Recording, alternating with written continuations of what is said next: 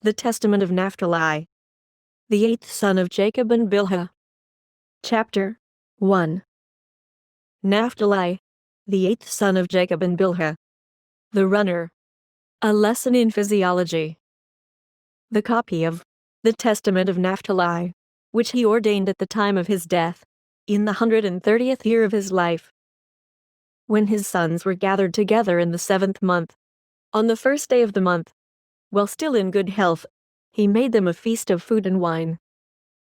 And after he was awake in the morning, he said to them, I am dying. And they believed him not. And as he glorified the Lord, he grew strong and said that after yesterday's feast he should die. And he began then to say, Hear, my children, ye sons of Naphtali, hear the words of your father. I was born from Bilhah, and because Rachel dealt craftily, and gave Bilhah in place of herself to Jacob, and she conceived and bare me upon Rachel's knees, therefore she called my name Naphtali. For Rachel loved me very much because I was born upon her lap, and when I was still young she was wont to kiss me and say, May I have a brother of thine from mine own womb, like up to thee. Whence also Joseph was like up to me in all things, according to the prayers of Rachel. Now my mother was Bilhah, daughter of Raphias the brother of Deborah, Rebekah's nurse, who was born on one and the selfsame day with Rachel. And Raphias was of the family of Abraham, a Chaldean, God-fearing, free-born, and noble. And he was taken captive and was bought by Laban. And he gave him Una his handmaid to wife, and she bore a daughter, and called her name Zilpah, after the name of the village in which he had been taken captive. And next she bore Bilhah, saying, My daughter hastens after what is new, for immediately that she was born she seized the breast and hastened to suck it.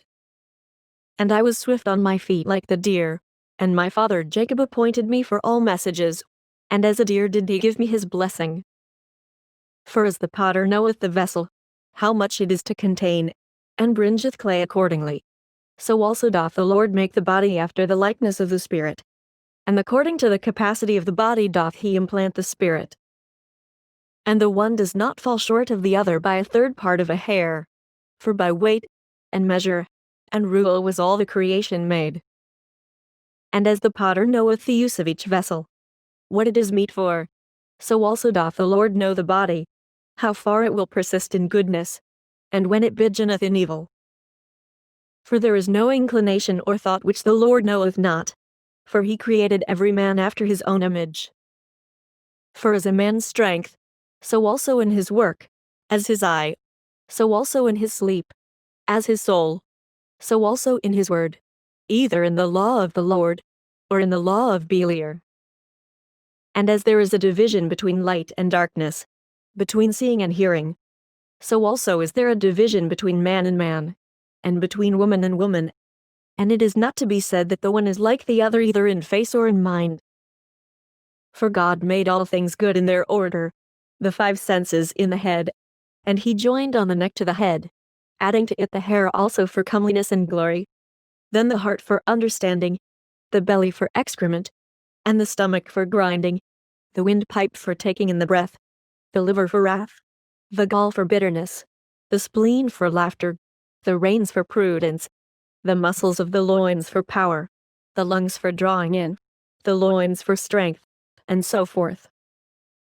So then, my children, let all your works be done in order with good intent in the fear of God, and do nothing disorderly in scorn or out of its due season. For if thou bid the eye to hear, it cannot, so neither while ye are in darkness can ye do the works of light. Be ye, therefore, not eager to corrupt your doings through covetousness or with vain words to beguile your souls. Because if ye keep silence and purity of heart, ye shall understand how to hold fast the will of God, and to cast away the will of Beliar. Sun and moon and stars, change not their order, so do ye also change not the law of God in the disorderliness of your doings. The Gentiles went astray, and forsook the Lord, and charged their order, and obeyed stocks and stones, spirits of deceit.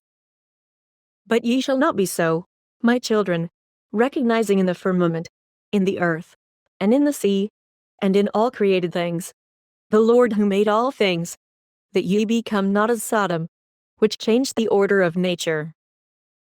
In like manner the watchers also changed the order of their nature, whom the Lord cursed at the flood, on whose account he made the earth without inhabitants and fruitless.